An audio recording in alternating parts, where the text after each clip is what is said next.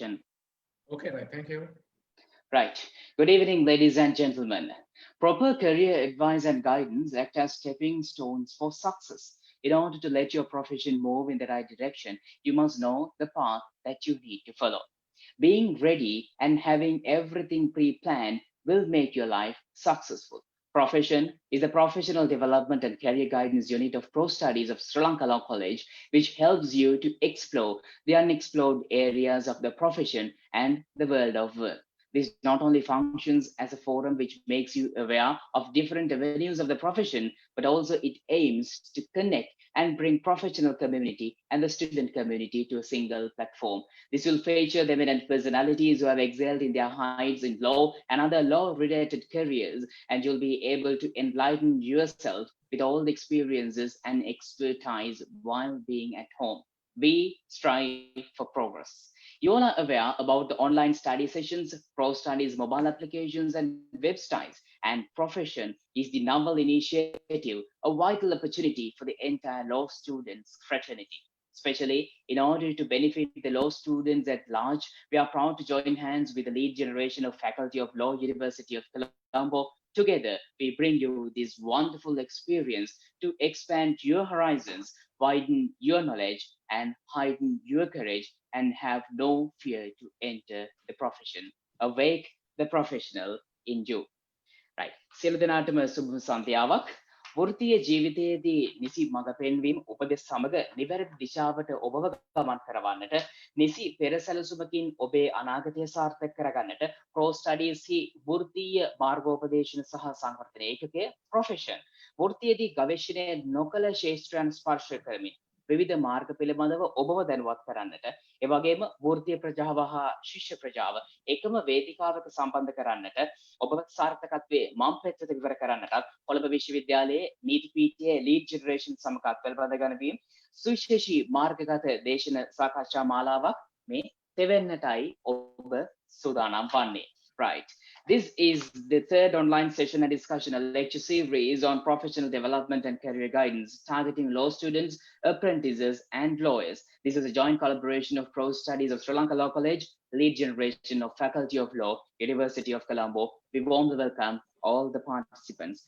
And let me welcome our guest speaker for the day, an award-winning corporate leader, marketing professional, a person who has gained foreign exposure through numerous fields. One of the topmost CEOs in Sri Lanka, youngest Sri Lankan to head a truly multinational organization, the longest serving CEO of a multinational organization in Sri Lanka is none other than the Group Managing Director of Dreamron Lanka Private Limited, former CEO, Managing Director of Chevron Lubricants Lanka PLC, former Chairman of Sri Lanka Tourism Development Authority, Dr. Kishore Gomez. We warmly welcome you, sir. Thank you very much for the wonderful introduction. Thank you for having me on this very important call. And I would like to say I1 to each and everyone. Thank you for joining me this evening. And I must also thank Sanel for roping me in for this important engagement. As much as you guys may be excited, I'm excited as well to share my insights, my knowledge, my dimensions, and everything I've gained over the years with this very high-profile audience this evening.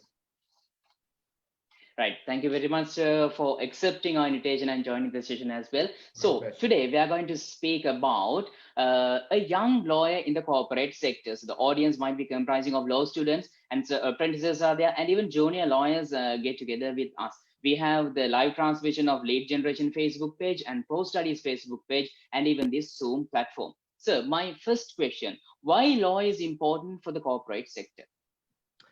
Okay, great question, and then a good question to start the session with.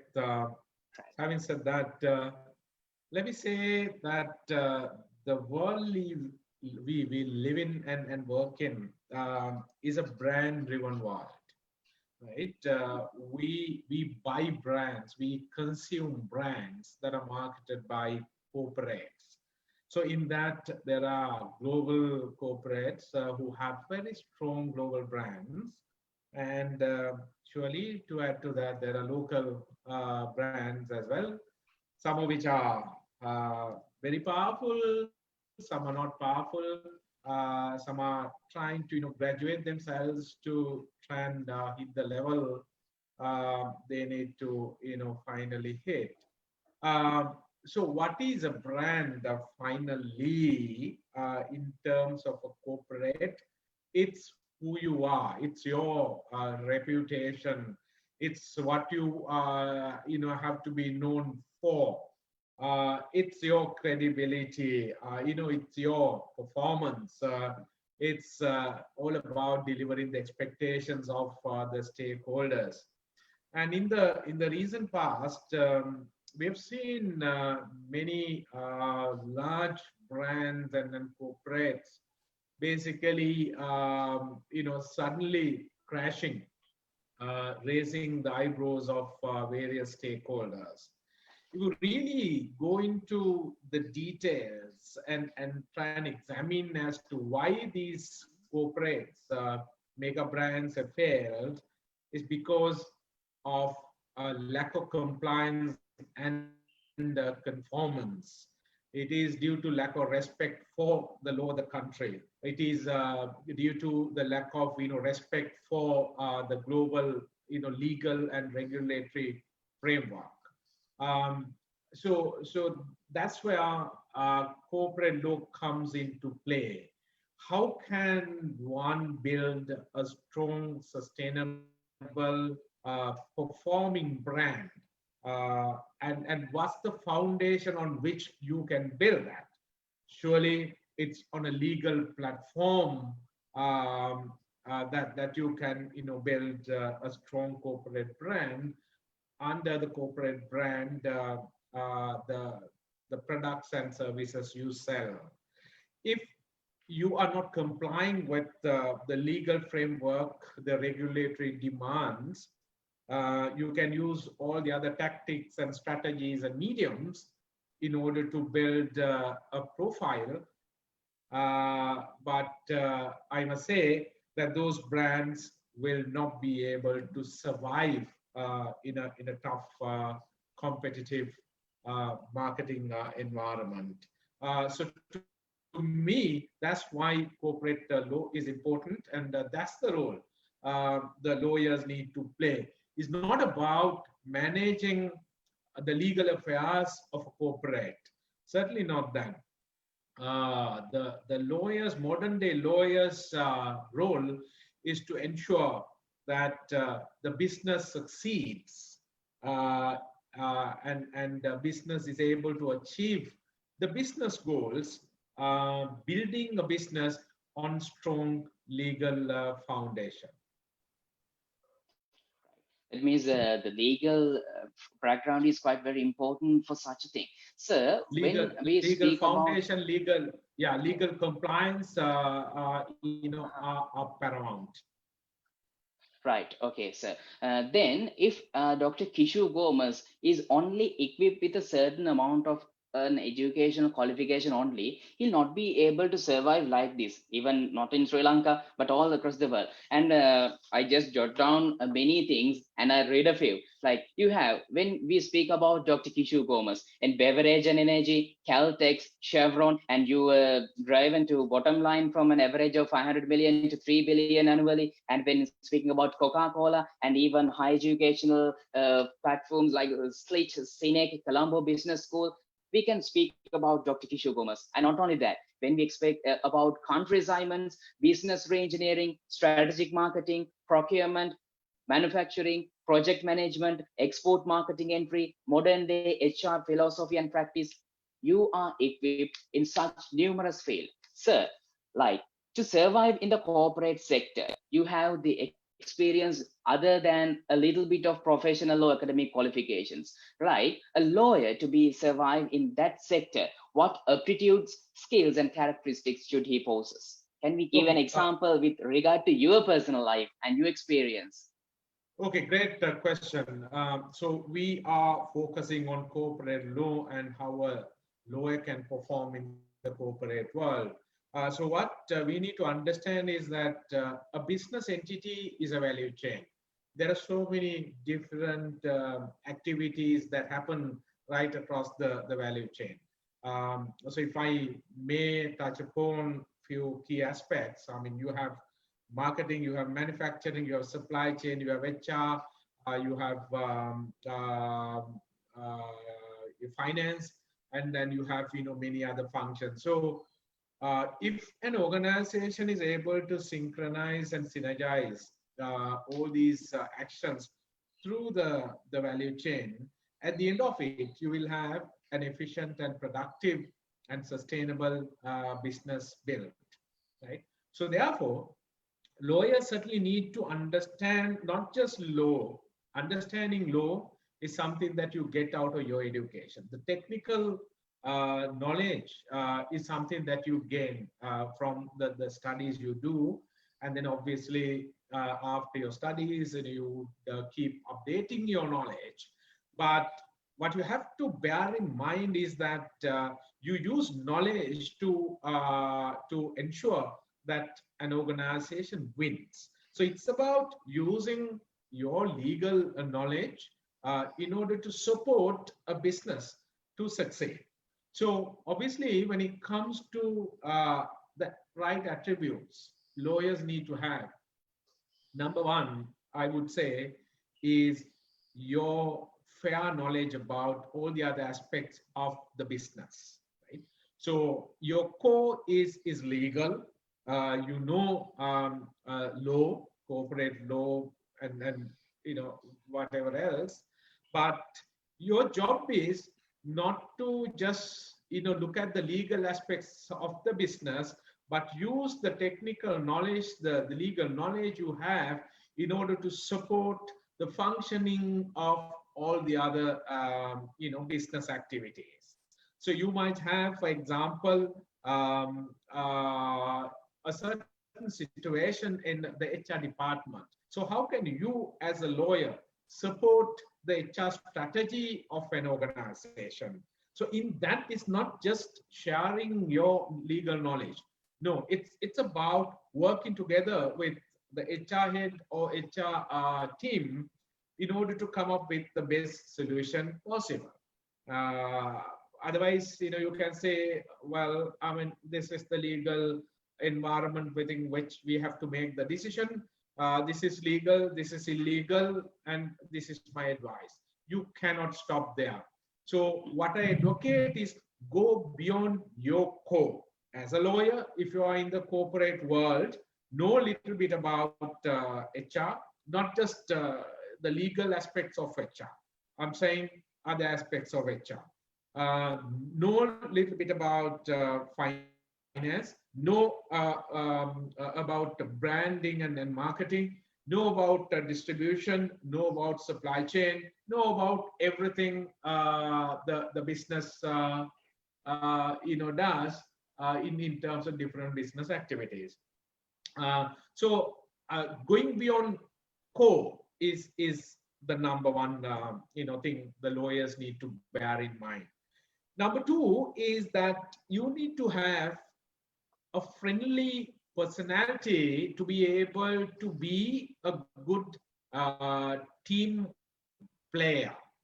Now, in most organizations, not in the modern environment though, but in the old world, lawyers, you know, had their own silos formed, and you know, they had a separate area, and they hardly collaborated with the other functional leaders, and lawyers waited until someone came to, you know, him or her and shared a problem to, you know, offer advice. So you can't do that. You need to have that friendly outlook, friendly attitude, where you would go to the people who benefit from your services, work with them, coordinate, collaborate, and cohabitate with all the other functional leaders, and proactively offering solutions to the issues you may have not properly recognized. So it's about having that dialogue, having that communication, having that engagement and interaction with those leaders and using your background, technical background, offering certain solutions, creating an environment within which there will not be any legal exposures, so that friendliness to be able to collaborate. Another one is obviously respecting each other, right? And I know good old days, lawyers, have their own attitudes. Some lawyers, even today, I come across where they think, they are the biggest, they are the best, and you get into a mess, you have to come to me, right? I'm bigger than a doctor, I'm bigger than an engineer, I'm bigger than, so and so. Well, it doesn't work like that in the modern world anymore. So a lawyer needs to operate in such a way where he or she would be able to be seen as a winner in the eyes of others. So when conducting yourself, you need to offer respect to get the respect back. So that is important. And when you build that kind of rapport with the other functional leaders, they would always, come to you and ask you for advice at the right point. Otherwise, people will wait until an issue becomes a very serious issue, and on that basis, it might be too late for even the lawyers to be able to rescue the business or brand, or whatever value the business has to protect and safeguard and graduate. So that's another one. The other, of course, is the ability to bring people together with very effective communication.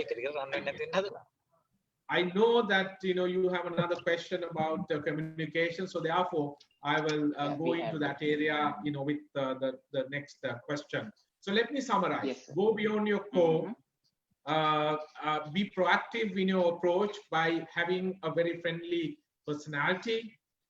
Work as a team, and ensure that you conduct yourself in such a manner where people will be comfortable in coming to you, so that managing small issues would always give you the edge, as opposed to waiting until a problem becomes a mega problem where even legal would not be able to resolve the issue.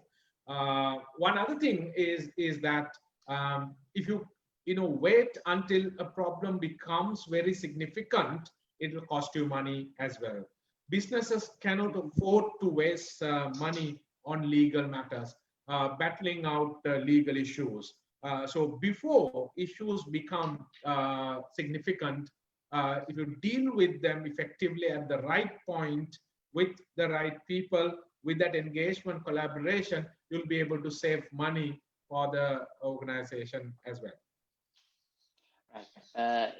ඔබතුමා පැහැදිලි කළපු ආකාරයට සාමාන්‍ය නීති වෘත්තිකයෙක් නීතිඥවරයෙක් මේ ශේෂ්ත්‍රයට පැමිණෙනකොට ඔහු දැනුම් සම්භාරයකින් අත්දැකීම් බොහොමයකින් පරිපූර්ණ වන්නට ඕනේ. මොකද ඔබතුමාගේ කියපු උදාහරණකින් අපි පටන් ගමු. ඒ කියන්නේ දැන් කම්පැනි එකක් මොනවා හරි ලීගල් මැටර් එකකට ඉන්වෙස්ට් කරලා ඒ ට්‍රබල් එකේ හිර වෙනකොට the lawyer should able to consult before the thing happens, right? So for the benefit of the Sinhala community, can we explain a little bit about how to approach? ඒ කියන්නේ කොහොමද lawyer කෙනෙක් මේ corporate sector එක approach වෙන for the benefit of the Sinhala community? So shall we speak a little bit about Sinhala? හරි. දැන් බොහොම ස්තුතියි ඒ විදිහට මගේ ප්‍රශ්න අහපු එක සම්බන්ධයෙන්. අර මම සමහරක් දේවල් ඉංග්‍රීසි භාෂාවෙන් පැහැදිලි කෙරුවා. ප්‍රධානම දේ තමයි ලෝයර් කෙනෙක් හැටියට තමන් අවබෝධ කරගන්න ඕනේ ආයතනයකට වැඩ කරනකොට ආයතනයේ අරමුණු ඉෂ්ට වෙන ආකාරයෙන් තමන්ව මෙහෙවා ගන්න.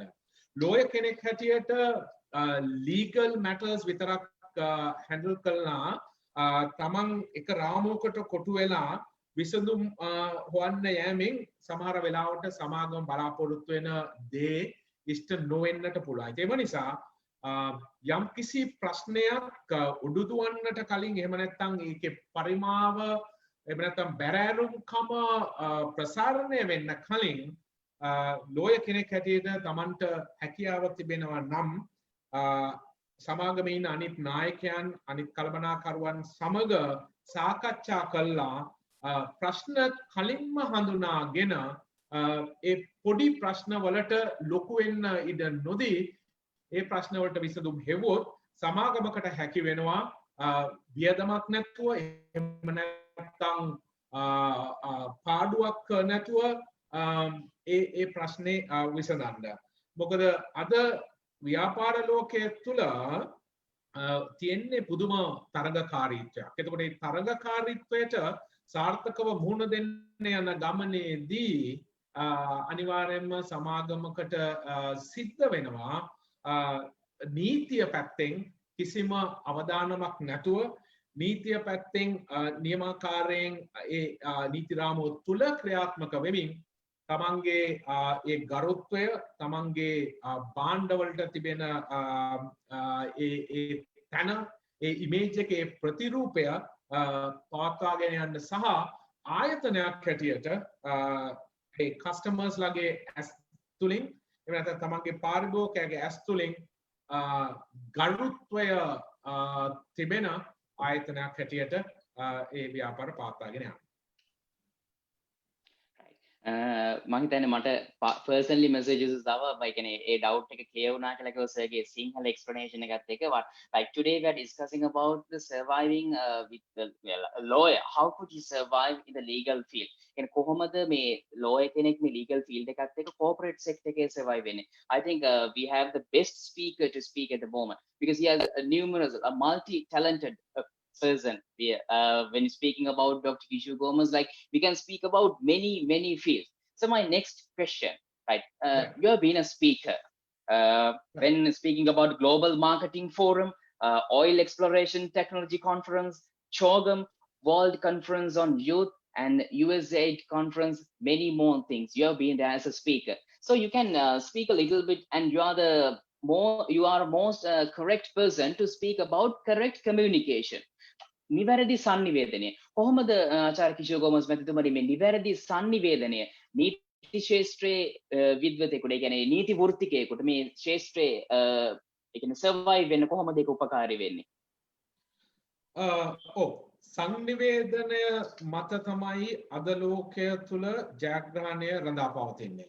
කුජලයක් හෝ වේවා ආයතනයක් හෝ වේවා සංනිවේදනය තුලින් තමයි තමන් යම්කිසි දෙයක් නිවැරදි ආකාරයෙන් කරනවාද එහෙම නැත්නම් වැරදි ආකාරයෙන් යම්කිසි දෙයක් කරනවාද කියන එක තීරණය වෙන්නේ සහ සංනිවේදනය තුලින් තමයි ආයතනයක් ජයග්‍රහණය කරා ගෙනියන්න පුළුවන්. අර මම පටන් ගන්නකොටම කිව්වා අපි ජීවත් වෙලා ඉන්නේ සන්නාමයන් පස යන සන්නාමයන් හඹාගෙන යන සන්නාම ලෝකයක් තුල කියලා. මම කිව්වේ brand driven world එකක් කියලා කිව්වේ අර ඒක නිසා. එතකොට මේ brands හැදෙන්නේ කොහොමද? brands හදන්නේ මානසිකත්වයේ ගොඩනැගීමක් තුලින්. ඒතර මානසිකත්වයක් කෙනෙක් තුල ගොඩනගන්නේ කොහොමද? සංනිවේදනය තුලින්. එතකොට මේ සංනිවේදනය කියන දේ තරම් වැදගත් දෙයක්. අපි සාමාන්‍යයෙන් ඉතිහාසයේ ඉඳන්ම ලෝයර්ස්ලා කියන අය නීතිඥයෝ එහෙම නැත්නම් නීති වෘත්තියේ රැඳිලා ඉන්න අය හොඳ සංනිවේදකයෝ හැටියට අපි සාමාන්‍ය ව්‍යවහාරයේදී හඳුනා ගත්තා. නමුත් ඒ සංනිවේදනය නෙමෙයි මම මේ කියන්නේ. ඒ සංනිවේදනය ඔබ තාක්ෂණිකව ඉගෙන ගන්න. කොහොමද කතා කරන්නේ? කොහොමද ලොජිකල් විදියට යම් කිසි දෙයක් ප්‍රසන්ට් කරන්නේ? කොහොමද යම් කිසි දෙයක් ඇනලයිස් කරන්නේ කොහොමද ඒකෙන් යම් කිසි තර්කයක් ගොඩනගාගන්නේ තර්කය ඉදිරිපත් කරන්නේ කොහොමද ඉදිරිපත් කිරීම සායර ප්‍රතිචාර දක්වන්නේ මොන ආකාරයෙන්ද මේවා තාක්ෂණික දේවල්. නමුත් ඒක තමන්ගේ රැකියාව සාර්ථකව කිරීම සඳහා ඉවහල් වෙන එක හරි. නමුත් අද ලෝකයේ තුල මේ බ්‍රෑන්ඩ් ඩ්‍රිවන් ලෝකයේ තුල අපි brands personal brands පුජ්‍යලයක් කියලා කියන්නේ personal brands. මම උදාහරණ කිහිපයක් කියන්නම්. අපේ ගෙදරක යම්කිසි වැඩක් කරන්න තියෙනවා නම් අපි ලේබර් කෙනෙක් අපේ ශ්‍රමය හොයනවා නම් අපි හිතමු ගෙදර ගහක් කපන්න එහෙම නැත්නම් වත්ත සුද්ධ කරන්න එහෙම නැත්නම් පේන්ට් ගන්න මේ සාමාන්‍ය කෙනෙක් හොයනවා නම් අපි හැමතිස්සෙම අපේ ඔළුවේ අපේ මතකයේ තිබෙනවා රයිට් මෙන්න මෙයා තමයි වැඩේ හරියට කරන කෙනා. එයාට හැමතිස්සෙම හිත යනවා. මොකද හේතුව එයා බ්‍රෑන්ඩ් එකක්. ඒ කියන්නේ මේ සාමාන්‍ය සුළු සේවකයෙකුත් බ්‍රෑන්ඩ් එකක්. එයාට කිව්වොත් බලන්න දෙයක් නැහැ. එයා නීට් එකට වැඩේ කරනවා. ආපහු පස්සෙන් ඉඳගෙන අවවාද දෙන්න ඕන නැහැ. වැඩේ දුන්නට පස්සේ වැඩේ ඉවර කරලා සාර්ථක විරෝ කරලා එයා ඒ විදිහට ක්‍රියාත්මක වෙනවා කියන එක. එතකොට අපි බැංකුවකට ගියොත් අපි ඉන්නවා බැංකුවල අපි ආස කවුන්ටර්ස් ඒ පුජ්‍යලයාන්ව. අපි බැංක් එකේ බ්‍රෑන්ඩ් එකක් එක වෙනම කතන්දරයක්. මම මේ පර්සනල් බ්‍රෑන්ඩ්ස් ගැන කතා කරන්නේ. අපි සංගීතය ගැන ගත්තොත් සංගීතයේ බ්‍රෑන්ඩ්ස් ගායක ගායිකාවන්ගේ බ්‍රෑන්ඩ්ස් තියෙනවා. සිනමා ශාස්ත්‍රය ගත්තත් ඒකයි. ඒ විතරක් නෙමෙයි අපේ පවුල් ඇතුලේ අපිට යම්කිසි ප්‍රශ්නයක් තියෙනකොට අවවාදයක් ගන්න අපි යන්නේ බ්‍රෑන්ඩ්ස් වලට. අංකල් කෙනෙක් වෙන්න පුළුවන්, නැන්ද කෙනෙක් වෙන්න පුළුවන්, මාම කෙනෙක් වෙන්න පුළුවන්, තව නෑදෑයෙක් වෙන්න පුළුවන්. යාළුවොත් බ්‍රෑන්ඩ්ස්. කෙනෙක් ගියොත් විශ්වාසයෙන් යාළුකම නියමාකාරයෙන් ගරු කරලා යම්කිසි විසඳුමක් සාර්ථකව දෙන පුජ්‍යලයෝ ඉන්නවා. එතකොට ලෝයර්ස්ලා කියන වර්ගයත් අන්න එවැනි රෙස්පෙක්ට් කරන විශ්වාසය දිනාගත හැකි පර්සනල් බ්‍රෑන්ඩ් එකක් විය යුතුයි. මේක මේ විදියට පර්සනල් බ්‍රෑන්ඩ් එකක් බිල්ඩ් කරන්න නම් සංනිවේදනය තමයි වැදගත් වෙන්නේ. නමුත් සංනිවේදනය කියන දේ මම දැඩි ප්‍රකාශයක් කරන්නම් මේ අවස්ථාවේ. අපි රටක් හැටියට අපි ජාතියක් හැටියට තේරුම් අරගෙන තියෙන විදිහ වැරදි. අපි සංනිවේදනය කියන වචනේ අපිට ඇහෙන හැම මොහොතකම අපේ ඔළුවට එන්නේ භාෂාව. සංනිවේදනය කියලා කියන්නේ භාෂාව නෙමෙයි. භාෂාව කියලා කියන්නේ සංනිවේදනය කිරීම සඳහා පාවිච්චි කරන එක මාධ්‍යයක් පමණයි. සංනිවේදනය කියලා කියන්නේ අපේ සමස්තය, the totality. We go stand in front of somebody, we have communicated, right? So your visual, your expressions, your body language, the words you speak, how you deliver your speeches, how you manage your expressions in such a way where somebody would want to keep listening to you. අපි කතා කරනකොට අවධානය තමන්ගේ කෙරෙහි ඇද බැඳ තියාගන්නට හැකියාවක් තියෙන සංනිවේදනය කරනකොට මූණ දිහා බලාගෙන ඉන්න පුළුවන් චරිතයක් වෙන්න ඕනේ. සංනිවේදනය කරනකොට අසන්නෙක් හැටියට ඒ සංනිවේදනය තුළම ඒ පුජ්‍යලයව රැකලා තියාගන්න ඒ රාමුවක් ඇතුලේ තියාගන්න තමන්ගේ කතාව ඉවර වෙලා තමන්ට අවශ්‍ය තීරණය ඒ අසන්නාගෙන් ළඟා කරගන්නකම් ලබා ගන්නකම් ඔහුව ඒක තුළ රඳවා ගැනීම අවසානයේ තමන්ගේ හදවත පෙන්වීම තමන් මොන විදිහේ මිනිසෙක්ද කියලා පෙන්වීම සහ කමියුනිකේෂන් වල ෆයිනල් මේව එක තමන්ට අවශ්‍ය තමන් නිවැරදි කියලා තීරණය කරන දේ ඒ තීරණය අසන්නාගෙන් ලබා ගැනීම සඳහා දක්ෂතාවයන් තමන්ගේ තියෙන මනුෂ්‍යකම් තමන්ගේ තිබෙන කුසලතාවයන් තමන්ගේ තිබෙන නිපුණතාවයන් සියලුම දේ පාවිච්චි කළා අන්න ඒ අවසාන ඉලක්කය කරා යෑම. ඒ නිවැරදි සංනිවේදනයේ අවසානයේ අසන්නා අර අපි කියන්නේ පසුතැවෙනවා කියලා. පසුතැවෙන ආකාරයේ මානසිකත්වයක් නැතුව සමහර වෙලාවට ඒ පුජ්‍යලයට අසන්නට ඒ අසන්න ලැබෙන දේ තමන්ට ඩැමේජ් එකක් එහෙම නැත්නම් තමන්ට යම්කිසි පාඩුවක් වෙන දෙයක් වෙන්න පුළුවන්. නමුත් ඔහු ඒ තමන්ට ගරුත්වය දෙනවා. හේතුව මොකද? අර සංනිවේදනයේ තමන්ගේ තිබෙන දක්ෂතාවය සහ අර මනුස්සකම පෙරදරි කරගත්ත සංනිවේදනයක් ඒ පුජ්‍යලයාත් එක්ක කරලා තිබෙන නිසා. ඉතින් මේ සංනිවේදනය මෙන්න මේ ආකාරයෙන් අපි අවබෝධ කරගන්න ඕනේ. තව එකක් මම කියන්න කැමතියි. 60%ක් වගේ ලෝයර්ස්ලා හිතනවා ඩ්‍රෙස් සෙන්ස් කියන එක තමන් ඉදිරිපත් කිරීම කියන දේදී කළු කෝට් එකක් දාලා කළු ටයි එකක් දාලා සුදු ෂර්ට් එකක් ඇඳහම ඒක තමයි most powerful visual කියලා. මම දකිනවා සමහරක් වෙලාවට ගොඩක් ලෝයර්ස්ලා අඳින්නේ අවුරුදු 20ක් පරණ කෝට්. එහෙම නැත්නම් එක කෝට් එක තමයි හැමදාම අඳින්නේ. එහෙම නැත්නම් out of fashion කෝට් එකක් අඳින්නේ. ටයි එක හරියට දාලා නැහැ. ඒකේ neatness එකක් නැහැ. එහෙම නැත්නම් ටයි එකක් පරණ අර මේවා මතු වෙන්නේ අර මේ ගන්නනේ මොනවද කියන එක. එහෙම මේක තමන්ට ඉමේජ් එකක් හදා ගැනීම සඳහා මේක ඉතාමත් වැදගත්. මම මගේ අත්දැකීම් තුළ දැකලා තියෙන්නේ 120ක් වගේ ලෝයර්ස්ලා පමණක් ලස්සනට අඳින. මම එහෙම කියන ගමන් කියනවා පිරිමි පාර්ශවයට වඩා ගෑනු පාර්ශවය තමන්ගේ ඇඳුම ගැන වැඩි අවධානයක් යොමු කරනවා. පිරිමි පාර්ශවය ඒක ගන්නෙ බොහොම ලේසියට. පිරිමි හිතනවා ඒක ඉදිරිපත් කිරීම අවශ්‍ය නැහැ කියලා. ඒ ඉදිරිපත් කිරීම අත්‍යවශ්‍යයි. මොකද ඒකෙන් තමයි confidence කියන දේ build කරන්න පුළුවන් වෙන්නේ. Sir, let me ask you a certain question. Yeah. So let me interrupt you. Sorry for interrupting you. So at a certain discussion, you were telling that, as I heard, you were telling that the appearance is the very most important thing that a person should present in order to highlight his or her personality. Can we little bit speak more about that thing for the benefit of the English community as well? Because it was really important. Sure. No, thank you very much. So I have been actually talking about it. I mean, I have been trying to sort of share evidence and examples to support what you just said, right? ඒකම තමයි මම කියන්නේ. අපි දන්නවා අපේ සාමාන්‍ය ජීවිතයේදී මම මේ වගේ ප්‍රශ්නයක් ඔයගොල්ලෝ හැම කෙනාගෙන්ම අහන්නම්කෝ. ඒක ඔයගොල්ලන්ගෙන්ම අහන්න. පාරක අපි ඇවිදගෙන යනකොට අපි 10 දෙනෙක් මුණ ගැසුනොත් ඒ පුජ්‍යලයාගේ appearance එක අනුව ඒ පුජ්‍යලයන්ගේ background එක ඒ පුජ්‍යලයා මොන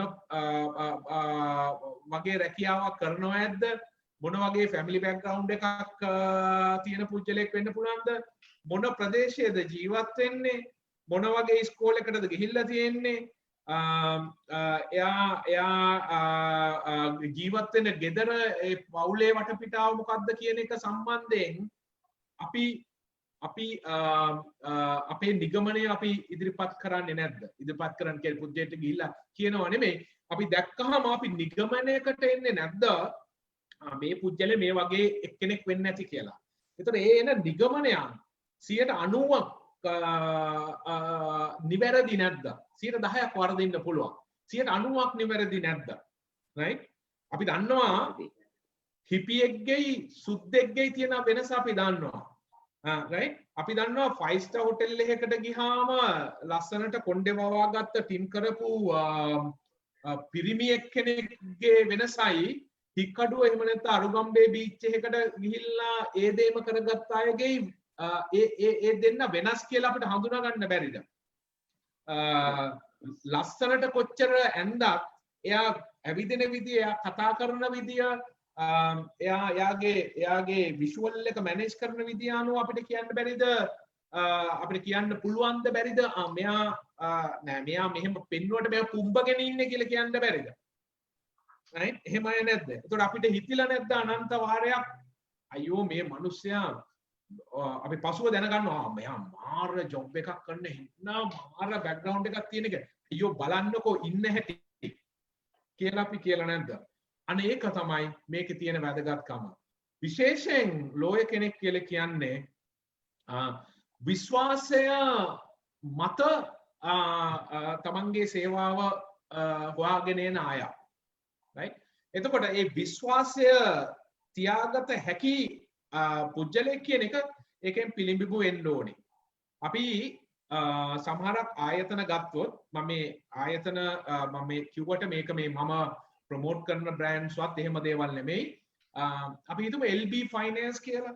LB ෆයිනෑන්ස් කම්පැනි එක ගත්තොත් ඒගොල්ලන්ගේ බිල්ඩින් එකක් තියෙනවද නිකන් ඉස්සරහා වීදුරු දාලා පොඩි මෙහෙම නිකන් මෙහෙම තනි ගැඩොලෙන් බැඳලා එහෙම එකක්ද දකින්නේ? එහෙම නැත්නම් ලොකු පිලර්ස් එක්ක ලොකු සිංහයෙක් ඉස්සරහා තියාගෙන ලොකුවට සුදු පාටට විශාල බිල්ඩින් එකකද ඒගොල්ලෝ ඒ ව්‍යාපාර පවත්වාගෙන යන්නේ? සම්පත් බැංකුව ගත්තොත් සම්පත් බැංකුවක් නිකන් අර පොඩි ටේක් අවේ රෙස්ටෝරන්ට් එකක් විදිහට තියෙන්නේ. එහෙම නැත්නම් ලස්සනට ලෑන්ඩ්ස්කේප් කරලා කුණු කලස ඉස්සරහා තියලාද කියන ඇයි ඒ විෂුවල් එක ඒ විදිහට තියාගෙන ඉන්නේ? ඒ විෂුවල් එක තියාගෙන ඉන්නේ ඒ විෂුවල් එකෙන් අර විශ්වාසය තමන් කවුද කියලා කියන එක සංනිවේදනය වෙන නිසා. ඉතින් ඒක ලෝයර්ස්ලට ඉතාමත් වැදගත්. මම හිතන්නේ අපේ අසන්නන් සියලු දෙනාම නිවැරදිව තේරුම් ගන්නට ඇති ආචාර්ය කිෂෝ ගෝමස් මැතිතුමන් කුමක් සම්බන්ධවද සාකච්ඡා කරේ කියලා. කියන්නේ එතුමන් කියන විදිහට මේ අර අපේ රුපියල් ලක්ෂයක් මාසෙකට earn කරනවා නම් එකෙන් 75000ක් වියදම් කරලා හොඳ බ්‍රෑන්ඩ් ඇඳුමක් අඳින්න කියන එක නෙවෙයි. To be in the place appropriate to the situation. ඒ කියන්නේ අද අවස්ථාවට ගැළපෙන අයුරින් තමන්ගේ ඉදිරිපත් කිරීම අනිවාර්යයි. මොකද තමන්ව හොයාගෙන ඉන්න සේවාදායකයෙකුට තමන් මනාව ඉදිරිපත් වුණොත් තමයි ඔහුත් සමග අපිට ඉදිරියට ගනුදෙනු කරන්න පුළුවන් වෙන්නේ. සහ අපි සමාගමක් නියෝජනය කරනවා නම් ඒ නියෝජනය කරන සමාගමට බෙනිෆිට් එකක් වෙන විදිහට අපි appear වෙන to when we appear on behalf of a certain company we should appear respecting like keeping the respect to the same company. If the company is respected like 1000 years back, but if we are presenting in a bad manner, that won't survive. So that's what Dr. Kishu Gomez was speaking about, and really important topic in this discussion. And sir, my next question is like, due to the new normal situation, we should, there is no any room for public and visiting certain places and all those things. Okay. New normal condition, we should adopt to that. So when checking your profile, so you have worked about numerous things, numerous scenarios, like American Chamber of Commerce, and you were board member of the director of the Chartered Institute of Marketing, Chartered Institute of Management Accountants, and International Music Foundation, Institute of Automotive Engineers, and Science Star Foundation, Outstanding Song Creators Association, and Business Colleges. So when talking about these numerous fields, Dr. Kishore Gomez appear as a personality. So with those experience, and you have the experience in each and every field, in each and every work environment, so how can you speak about, like, can you give a little bit of advice with working from home concept due to this new normal situation? Okay, great question, very timely. I will address that. But before I address that question directly, let me add something in response to the profile you just read out. How am I able to do everything I do? I mean, there isn't anything that I don't do. I mean, other than what you just mentioned, I'm into singing, I'm into modeling, I'm into writing. I have another Sri Lankan record for maintaining the longest column in a national paper, We Talk with Kishore Gomez. I've maintained that for 11 plus years. And even you attending the judge boards and several things as you remember. And and even I have read you, sir, you are a good athlete also. You have done sports and you have been sure. Yes, so I'm very still good. into active sports. I still go to a ground and I don't believe in jogging. I do sprinting still, wearing spikes even at this age. And in fact, this morning before I came to office, I had a shoot for another advertisement that I am doing. So from 6 a.m. to 8:30, I had a commercial shoot at my residence. So how do I manage all these things? Let me share my thoughts on that. Now, a lot of people complain about having to do too many things, multiple things. The reason why people complain is they don't like to do what they do. In my case, I do all these things and I enjoy every little thing that I do. I do things that I like to do only. If I don't like something, I don't undertake it. And even this call, well, I undertook it because it's an important, profile, important, group of people and young people. And my social responsibility is to give something back to the younger generation so that we can ensure that our country progresses. So it is a good investment by me in order to take the country forward. So therefore, I'm doing it with a lot of passion, a lot of commitment. You can see the effort I'm taking, and some don't take this kind of effort. But I'm keen to finally get all you guys to conclude that, well, Kishu Gomez is much better than what we thought, right? So that's the final outcome that I'm trying to achieve. Whether I will achieve that or not is another matter, right? So working from home. So surely a person who's into all these areas, need to work more than 12 hours a day, right?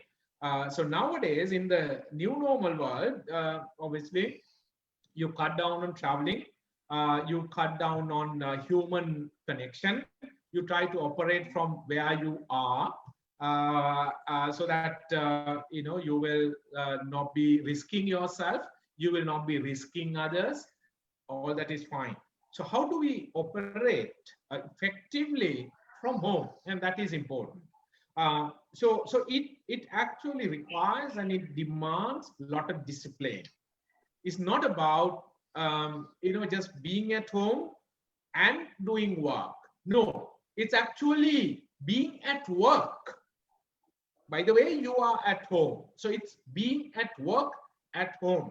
So how do you create that kind of a mindset? How do you create that kind of a setup? I mean, number one is wherever you are, you don't need to necessarily have a office desk and a chair and what you generally use in office. It could be any place, but you've got to identify a place where you will have the least amount of distractions. Right? That's number one. And number two, you got to have all the tools required. Connectivity, we know, is a must. So is your connectivity working well?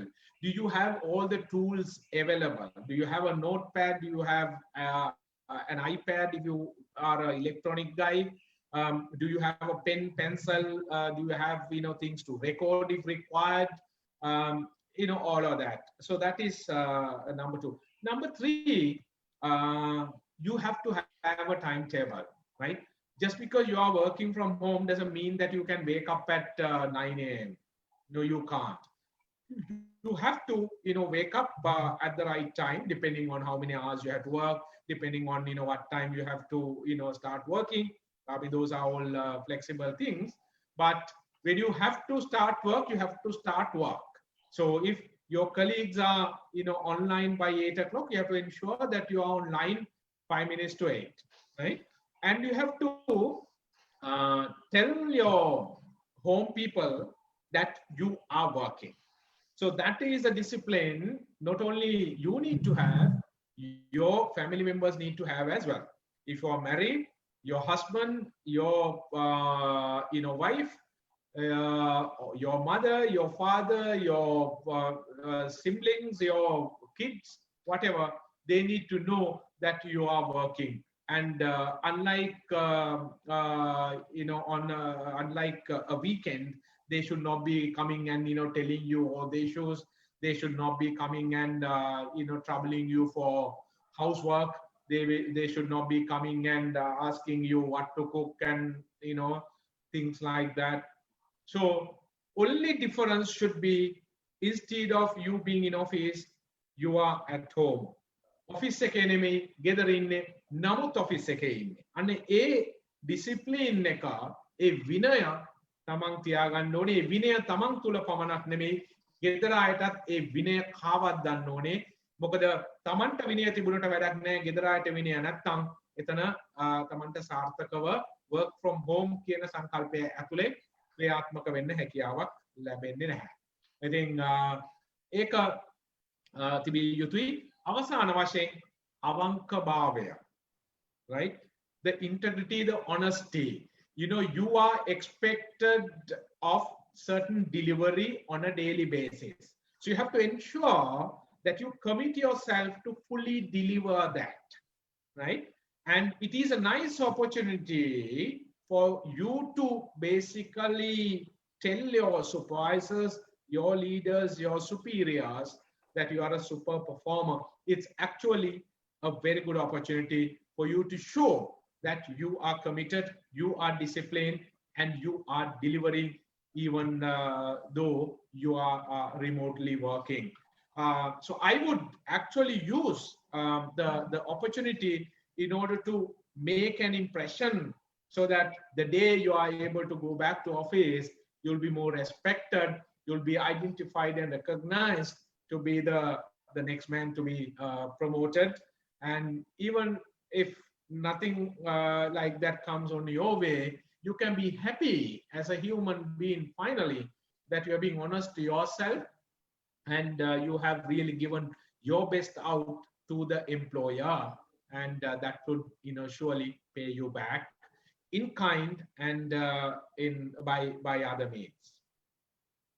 Right. That was a really great session. And sir, not the final question, right? The final thing I'm going to ask, right? You were appointed to certain high-level appointments, national level appointments by His Excellency, the President of Sri Lanka from former times. And UNDP gave you several workshops for the parliament as well. And when reading your profile and studying about you, you were the inaugural Best Young Director, Most Outstanding Young Person in Sri Lanka Award, and Best Business Leader of the Year, Entrepreneur Awards, Top Marketers Award, Most Outstanding Sri Lankan Award. You have won many awards, right? So, how did you build your personality? How did you manage time and still you are working? Like, එකන අපිට මේ දේවල් මෙච්චර මේ කතා කරත් ආචාර කිචු කෝමස් කියන ප්‍රොෆයිල් එක තව තවත් ඉස්සරහට අප්ඩේට් වෙනවා. You are building, working on that. So what is the final motive? Because you are a CEO, you have excelled in the field, and something like it's nowhere to go because you have worked in the field and you are recognized even worldwide. So you are working still. So can we give a little bit of advice to our young junior lawyers that will survive them to establish in the field with your personal experience, sir? Right, thank you. Great question. Charita, අවසානයේ තමන් සාර්ථකද නැද්ද කියන එක තීරණය වෙන්නේ අනිකා තමන්ට දෙන තීරණය මත. එතකොට ඒ තීරණය එක වතාවක් විතරක් අරගෙන හරියන්නේ නැහැ. ඒ තීරණය යාවත් කාලින්න කරගන්න ඕනේ. ඒ තීරණය ඒ ආකාරයෙන් රඳා පවත්වා ගන්න ඕනේ. එතකොට මම පුංචි කාලේ මෙච්චර කැත නැහැ. මම හරි ලස්සනයි පුංචි කාලේ. ඒ නිසා මට කට්ටිය හරි ආදරේ. ඊට පස්සේ මම පුංචි ළමයෙක් හැටියට නොයෙකුත් දේවල් වලට මම යොමු වෙනවා. මම මේ යොමු වෙන හැම එකකම මම හරියට කරනවා. මට රචනයක් ලියන්න දුන්නොත් මම රචනය ලස්සනට ලියනවා. මට සරුංගලයක් හදන්න දුන්නොත් මම බොහොම ආසාවෙන් ඒක හරි ලස්සනට හදනවා. වෙසක් කූඩුවක් හදනකොට මම ඒක හරි ලස්සනට හදනවා. සින්දුවක් කියන්න කියලා කිව්වහම මම ඒක උත්සාහ කළා පුළුවන් තරම් ලස්සනට කියන්න බලනවා. දුවන්න කියලා කිව්වහම මම අනිත් අයට වඩා ඉක්මනට දුවන්න හයියෙන් දුවන්න බලනවා. සහ මම මිනිස්සුන්ට හරියට ගරු කරනවා. මිනිස්සුන්ට ආදරය කරනවා. ඉතින් ඒ නිසා පුංචි කාලේදී මට අවබෝධ වෙනවා that recognition is all about living. And if you do not have recognition, if you are unable to garner the love from other people, there is no purpose in living, right? අනිකාගේ ආදරය ගරුත්වයක් නැත්නම් තමන්ගේ ජීවිතයේ තියෙන වටිනාකම මොකක්ද? කිසිම වටිනාකමක් නැහැ. තමන්ට හිතන්න පුළුවන් තමන් වෙන කතා කරන භාෂාවෙන් මම කියන්නම් වැද්දෙක් කියලා කියන්නේ වැද්දෙක් කියලා හිතුවට වැඩක් නැහැ. අනිත් කෙනා ඒක ඒ විදියට පිළිගන්නේ නැත්තම් ඒ ගරුත්වය දෙන්නේ නැත්තම්.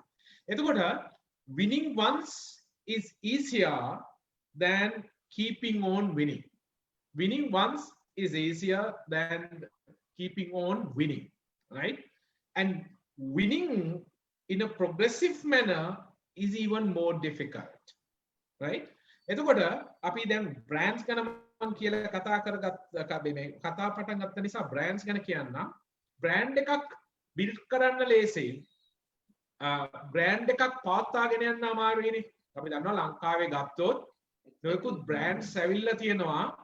ඒ බ්‍රෑන්ඩ්ස් අද වෙනකොට නැති වෙලා ගිහිල්ලා තියෙනවා. ඒ බ්‍රෑන්ඩ්ස් යාවත්කාලීන කරගෙන ඒවා තවත් ගොඩනගාගෙන සුපර් බ්‍රෑන්ඩ්ස් බවට පත් කරගෙන යන්න බැරි වෙලා තියෙනවා. කම්පනීස් ලංකාවේ කඩාගෙන වැටිලා තියෙන දේවල් ගත්තොත් right. එතකොට මේක පුජ්‍යලයන්ටත් ඒ විදිහටම බලපානවා. පුජ්‍යලයේ කැටියට කොහොමද තමන් ඉන්න තැනට තව දේවල් එකතු කරගෙන තමන් අනිකා වෙනුවෙන් දෙන වටිනාකම් වැඩි කරගෙන ඒ ගරුත්වය ආදරය ඉහළ මට්ටමකට ගෙනියන්නේ. එතකොට අද මම ගැන කතා කරනවා නම් මට රැකියාවක් කරන්න අවශ්‍යතාවයක් නැහැ. මොකද මල්ටිනේෂනල් ඕගනයිසේෂන් එකක අවුරුදු 19ක් ඇමරිකානු මල්ටිනේෂනල් ඕගනයිසේෂන් එක විශේෂයෙන් අවුරුදු 19ක් වැඩ කෙරුවට පස්සේ ලෝකයේ රටවල් 180කට වැඩ කෙරුවට පස්සේ ආසියා ශාන්තිකර කලාපයේ ලීඩර්ෂිප් ටීම් මෙම්බර් කෙනෙක් හැටියට හිටියට පස්සේ ඒ හම්බ වෙන මුදල් ප්‍රමාණය ඇති පරම්පරා කීපයක් නඩත්තු කරන්න මම අවංකවමයි කියන්නේ. එතකොට මට මුදල් නෙමෙයි මගේ පරමාර්ථය. මගේ පරමාර්ථය මොකද්ද? කොහොමද ටිෂු ගෝමස් කියන බ්‍රෑන්ඩ් එක සජීවී බ්‍රෑන්ඩ් එකක් හැටියට ඉස්සරහට ගෙනියන්නේ. එතකොට ඒක කරන එක ලෙහෙසි නැහැ. ඒක කරන්න ලොකු එෆර්ට් එකක් ඕනේ, ලොකු කැපවීමක් ඕනේ.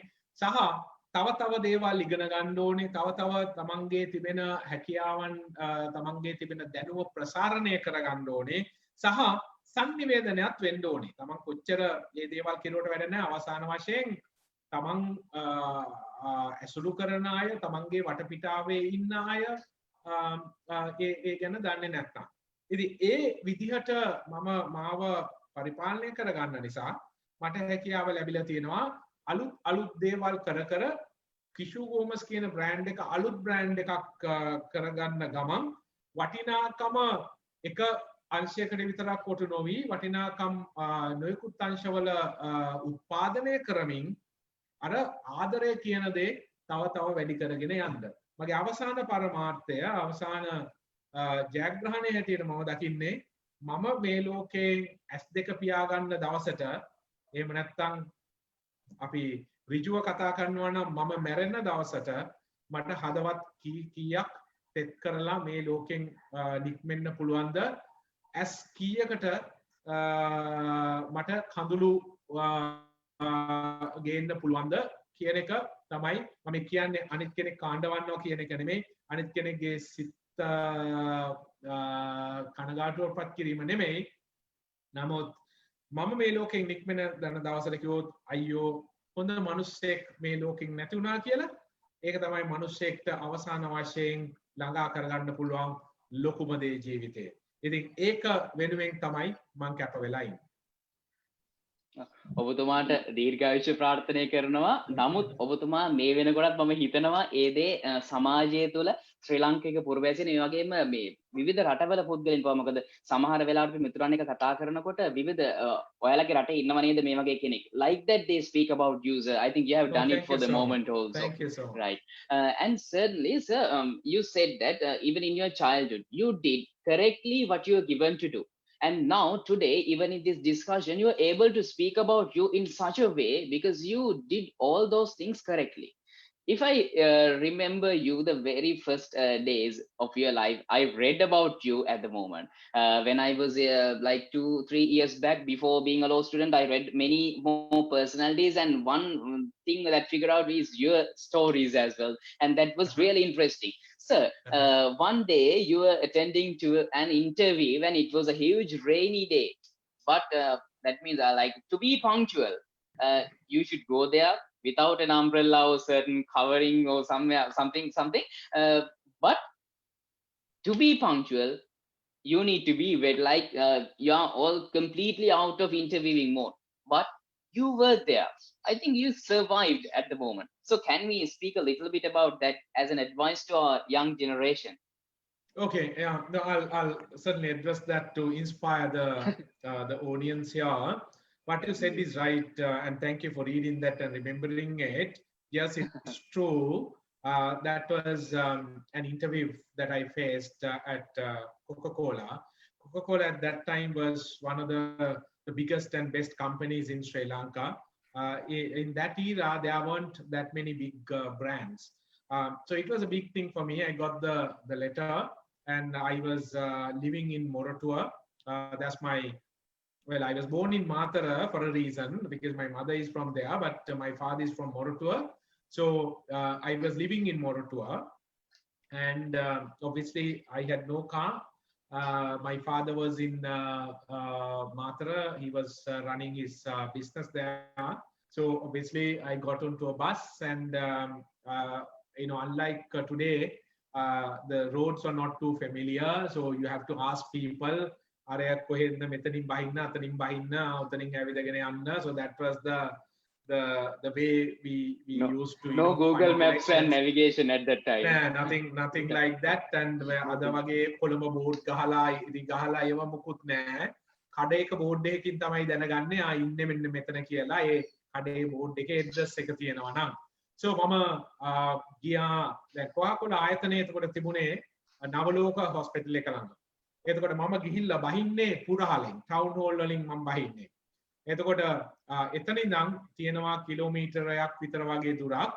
අද නම් 3 wheeler එකක නගින්නේ ඒ දවස්වල එහෙම නෙමෙයි කිලෝමීටර 3-4 පයින් තමයි යන්නේ. බස් එකක යන්න අවශ්‍ය නැති දුරක් නම් ඒක පයින් යනවා. So I got into a bus from Katubedda junction, and it was pouring rain until such time I went and got off the bus. So luckily there was a bus stand. I quickly got off, ran into the shelter, and I was waiting. My interview was around 3:30 if I remember right, and I got off around 2 o'clock or something, and I always go ahead of time, but rain was going on and on. It was actually pouring, and I waited till 3, and there was no signs of rain ceasing, and I decided it's better for me to be on time than waiting until the rain ceased. And I thought punctuality is more important than anything else. So therefore, and I have been a national athlete as well. Even today I run 100 meters in less than 12 seconds. My pet event was hurdles though, but I still run 100 meters in less than 12 seconds. So I decided not to walk. You can't walk in the rain. I decided to run. So I ran almost 1 kilometer with the file in hand. Luckily, I had a plastic folder with me, and I ran. I went up to the security, and security guy was asking me all the questions, and I was, getting soaked more and more. And then he let me in finally. And then I went. I only had a little handkerchief, that was also soaked. I had no way, so I was just, splashing water. I was just, trying to dry off my hair to the best of my ability. But anyone looking at me would know that, I have, got caught rain. So it was a tinted cubicle within which tinted the hole inside which the interviews were going on. So I couldn't see the interview panel, but the interview panel could see me. Tint කරුවාම එහෙමනේ තියෙන්නේ. ඇතුලෙන් එළිය පේනවා, එළියෙන් ඇතුල බලන්න බෑ. එතකොට දැන් මගේ වෙලාව වෙනකම් මම පුළුවන් තරම් මේවා අර දාඩිය පීදානවා වගේ පේ කර මම දැන් ඉන්නවා. And then I got my turn, and I obviously had lost all the confidence of Komokoma. But the moment I went in, the marketing manager told me, "Don't worry, we have selected you." So that's the first thing he started off with. So obviously they had my CV, and CV had the criteria fully met, and they saw me doing what I was doing. They saw the interest I took in order to be there on time. So this gentleman who actually became a monk, he's a monk now, He became a monk at the age of 65, a thorough a gentleman, qualified gentleman from Royal College. And his name is Kirti Adasuriya, Mr. Kirti Adasuriya. Of course, now he has he doesn't have a layman name anymore. So he said, we have selected you. And then they got me to sit and ask me questions, all of that. But that was a wonderful experience. So it goes to show that being on time is important. Let me end with a phrase. Don't try to manage time. Everyone tells you to manage time. And time management is considered to be the best thing. Yes, I agree, but you can't manage time. So therefore, don't try to manage time. Manage yourself against time. Manage yourself against time. What does that mean?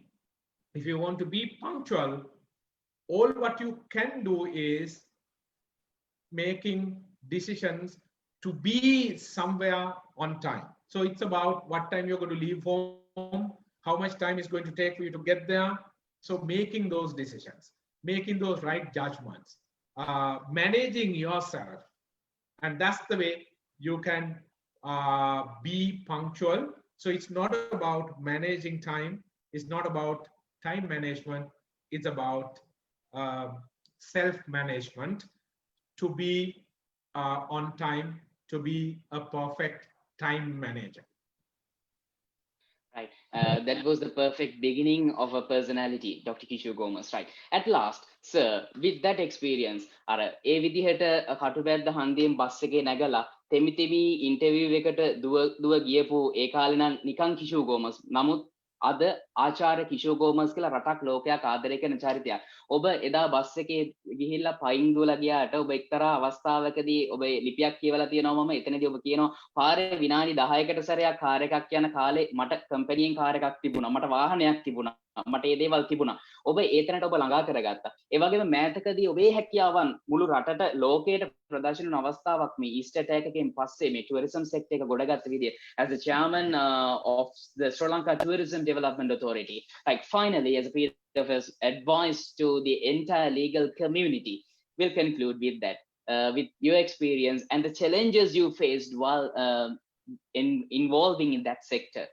Okay, no, great. And my stint with tourism is something I enjoyed very much. It was a very tough challenge.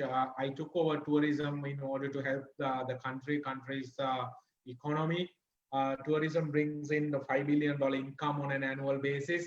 My goal was to try and take it up to 10 billion. So unfortunately, in December, the East attack happened. And I was at the site where the bomb went off 15 minutes after the incident. And I visited all the hotels.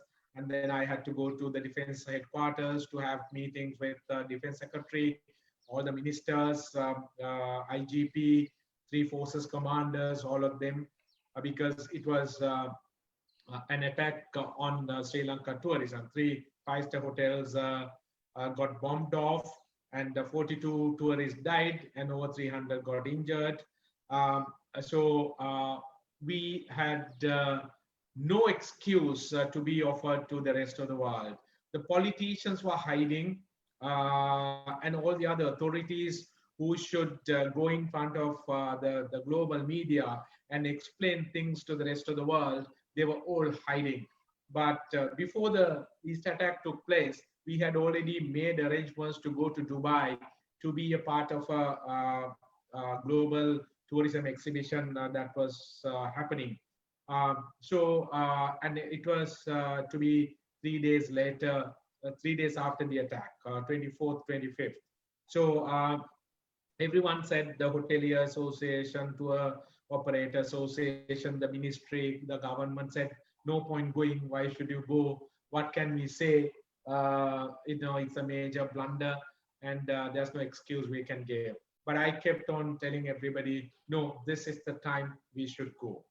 We should face it. We should explain matters. By then, the government had already allocated some intelligence officers to me. for tourism. And in fact, General Mahesh Senanayake, the former army commander, was very kind, and all of them supported me. But he assigned a couple of intelligence officers, so they were coordinating with me. They were giving me feedback. They were updating me on how the attacks were going on. So they said after several hours, actually by following day morning, that the terrorist group is crippled and they will not be able to have another coordinated attack. Meaning attacks can happen, but it will not be something like that has already happened. So I had enough information, and with that, I prepared my suitcase and I took a flight to Dubai. I went and got off in the Dubai airport. And as the chairman of Sri Lanka Tourism, you have embassy protocol officers coming and taking you right from the plane. So they took me, cleared the immigration within no time using VIP, the line. And I was out, and outside the airport, there were media guys. So I said, I have come here for a press conference that is happening tomorrow. There is an exhibition. I will be at the pavilion, and we have organized the press conference as well. In fact, we had already organized a press conference to talk about Sri Lanka tourism. And people said, okay, let's go, but let's not have the press conference. I said, no, we're not going to cancel anything. We are going to face the press conference as well. So I said, there is a press conference. Please come there. I will explain things. So following day went, CNN, BBC, Euro channel, all the big channels came, and CNN, the media conference was happening in the afternoon, but CNN didn't want to wait until then. They said, we want an interview now. So they came, they interviewed me, checked my capability. I've been globally trained to address media, thanks to my previous employment. I'm globally trained. So therefore, I had confidence. So I faced the CNN interview, and I request each and every one of you to go to Google, type CNN, interview with Kishu Gomez. You will see that clip. And I spoke with confidence, with conviction to say, yes, we had that incident, but now Sri Lanka is safe, and that we are going to rebuild the industry. Same thing we did at the press conference as well. I spoke, and I started off by asking a question before media asked me any questions. 150 global media organizations. I asked one question. Can any leader in the world say his or her country is safe? Can Donald Trump in US say that his country will not have to face a terrorist attack anytime in the future? Can any leader in the world say his or her country is safe? So they had no answer. Then I said, with that, I made a statement saying, the safest country today can be the most vulnerable country tomorrow. And with that, I started off, addressed all the issues, and I made a commitment saying that within no time, we are going to recover, and presented the plan for recovery. And in 8 months, we recovered up to 85%. No other country in the world with such a huge impact has been able to recover so fast.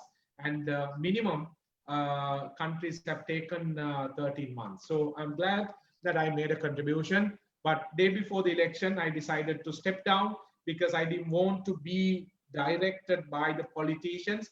I didn't want to tarnish my image, having to place my signature on certain documents as per the minister's requirement or government's requirement. I love my name.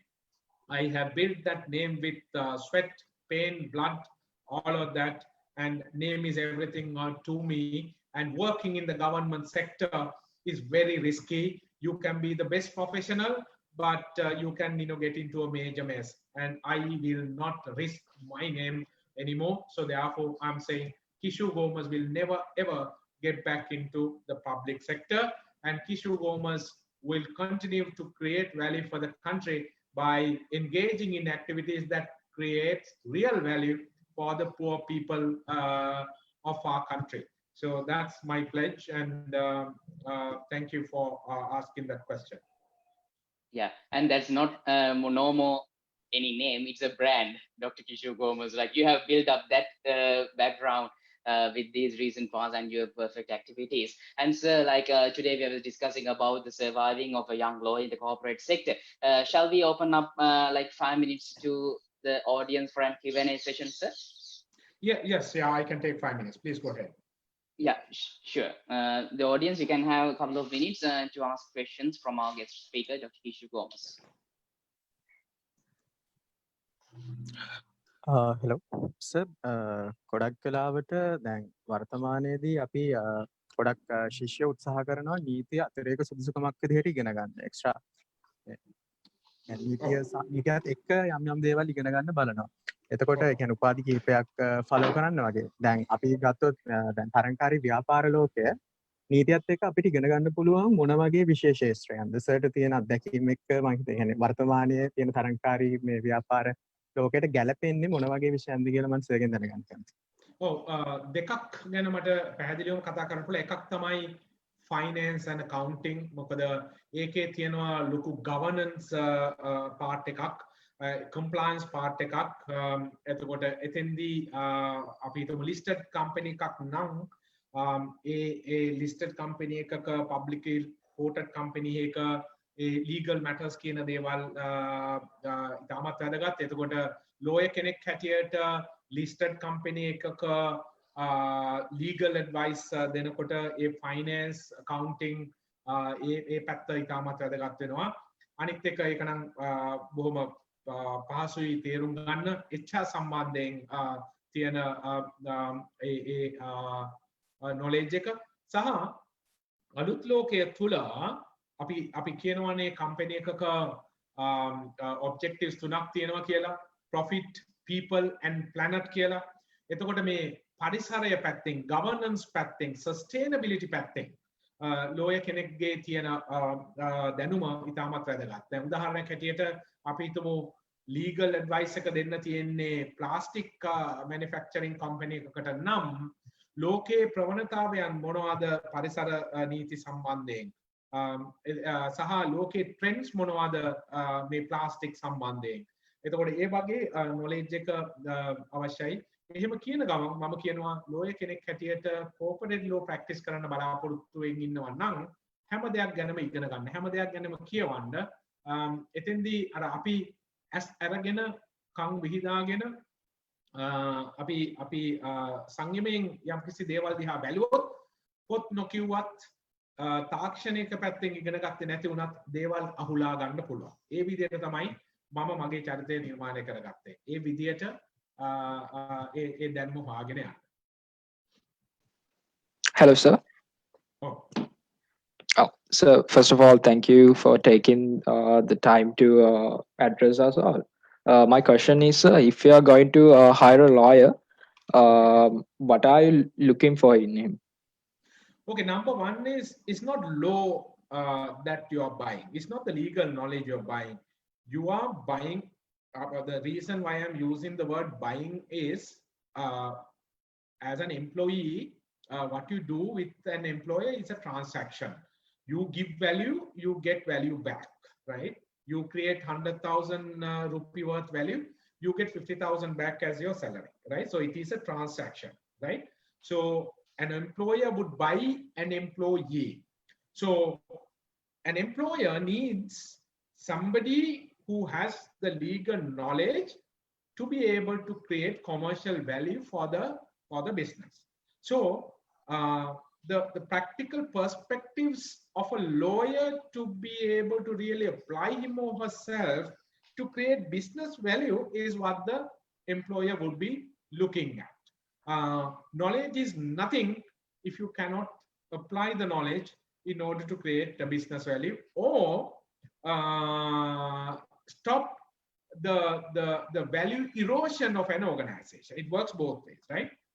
From a legal standpoint. So that is what the employers would be looking at. So to be able to make the judgment, you look at all the personal attributes that are required and will make that final decision. Right, we can let one more question from the audience as the time is running up.